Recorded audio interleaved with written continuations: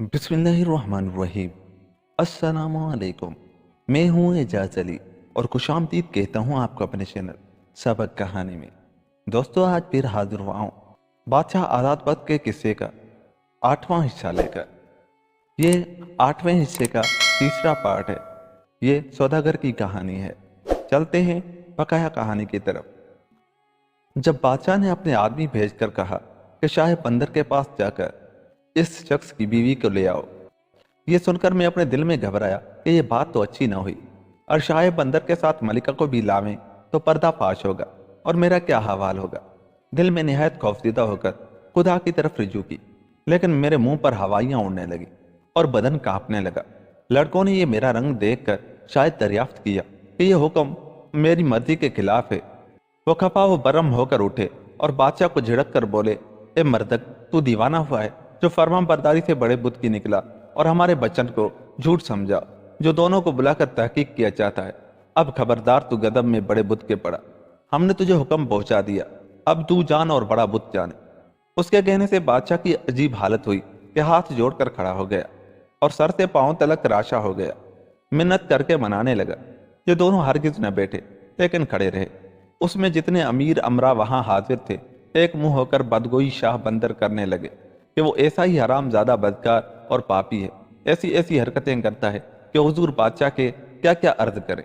जो कुछ ब्राह्मणों की माता ने कहला भेजा है दुरुस्त है, इस वास्ते के हुक्म बड़े बुत का है, ये द्रोग क्यों कर होगा। बादशाह ने जब सबकी जुबानी एक ही बात सुनी, अपने कहने से बहुत खुजल और नादिम हुआ। जल्द एक खुल्लत पाकीज़ा मुझे दी और हुक्मनामा अपने हाथ से लिखकर उस पर दस्ती मोहर कर मेरे हवाले किया, और एक रुक्का मादर बरहमना को लिखा और जवाहिर अशरफियों के ख्वान लड़कों के रूबरू पेशकश रख कर रुखसत किया। मैं खुशी बखुशी बुत खाने में आया और उस बुढ़िया के पास गया। बादशाह का जो खत आया था उसका मजमून था, अलकाब के बाद बंदगी अज्जो नियाज लिखा था कि मुआफिक हुक्म हुजूर के इस मर्द मुसलमान को खिदमत शाह बंदर की मुकर्रर हुई और खल्लत दी गई। अब ये उसके कत्ल का मुख्तार है और सारा मालो अमवाल इस तुर्क का हुआ, जो चाहे सो करे। उम्मीदवार हूं कि मेरी तकसीर माफ हो। ब्राह्मणों की मां ने खुश होकर फरमाया, नौबत खाने में बुत खाने की नौबत बजे, और 500 सिपाही बरक अंदाज जो बाल बांधी कोड़ी मारे मुसल्ला मेरे हमरा कर दिए, और हुक्म किया कि बंदर में जाकर शाह बंदर को दस्तगीर करके इस मुसलमान के हवाले कर दे। जिस तरह के अजाब से उसका जी चाहे उसे मारे, और खबरदार सिवाय इस अजीज के कोई महल सरा में दाखिल न होए, और उसके माल व खजाने को अमानत उसके सुपुर्द करें। जब ये बाखुशी रुखसत करे, रसीद और साफी नामा उससे लेकर फिर आवें, और एक सिरे पांव बुत बुजुर्ग की सरकार से मेरे तईन देकर सवार करवा कर विदा किया। जब मैं बंदर में पहुंचा, एक आदमी ने बढ़कर शाह बंदर को खबर की। वो हैरान सा बैठा था कि मैं जा पहुंचा। गुस्सा तो दिल में भर ही रहा था। देखते ही शाह बंदर को तलवार खींचकर ऐसी गर्दन लगाई कि उसका सर भट्टा सा उड़ गया, और वहां से गुमाश्ते खजांची मुशर्रिफ दारोगों को पकड़वा कर सब दफ्तर जब्त किए, और मैं महल में दाखिल हुआ। मलिका से मुलाकात की, आपस में गले लग कर रोए और शुक्र खुदा का किया।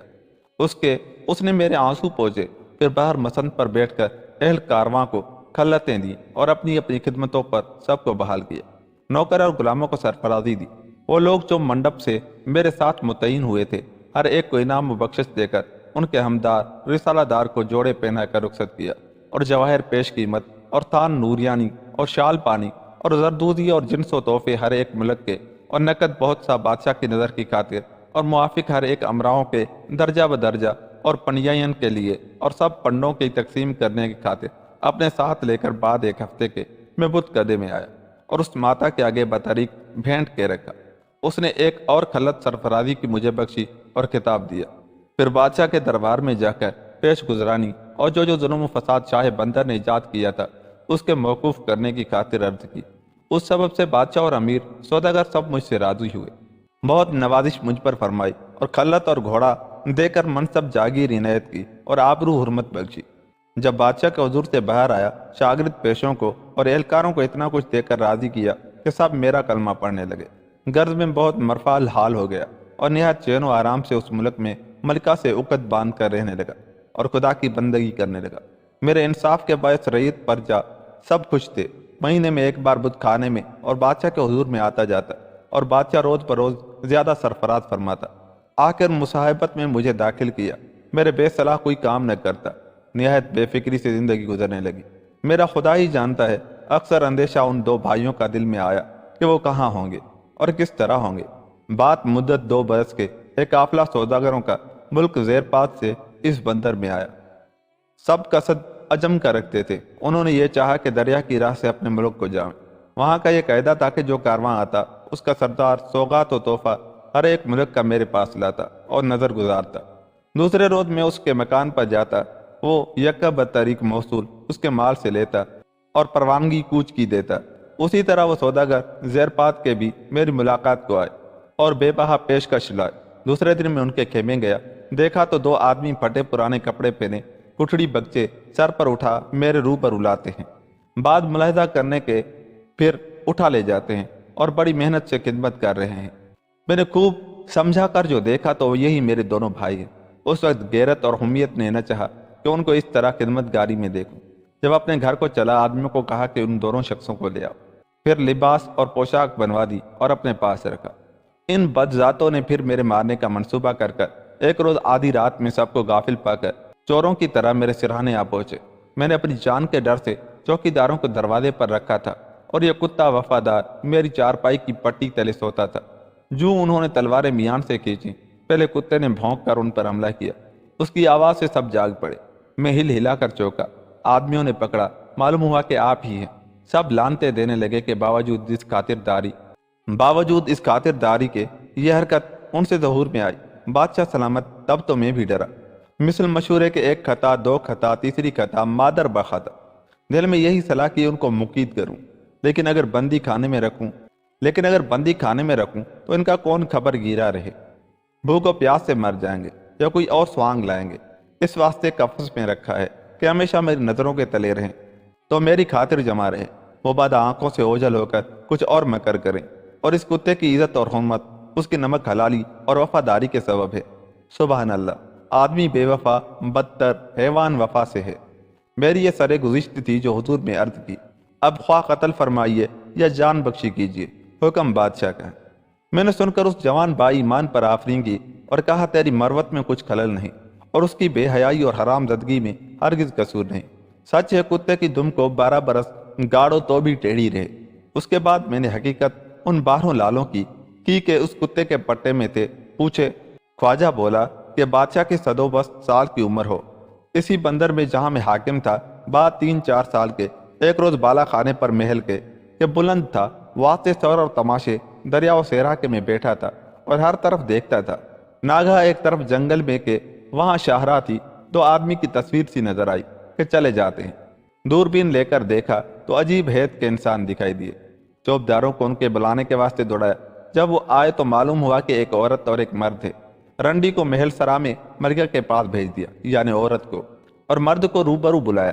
دیکھا تو ایک جوان برس 20-22 کا، داڑھی مونچھ آغاز ہے، لیکن دھوپ کی گرمی سے اس کے چہرے کا رنگ کالے توے کا سا ہو رہا ہے اور سر کے بال اور ہاتھوں کے ناخن بڑھ کر بن ماس کی صورت بن رہا ہے۔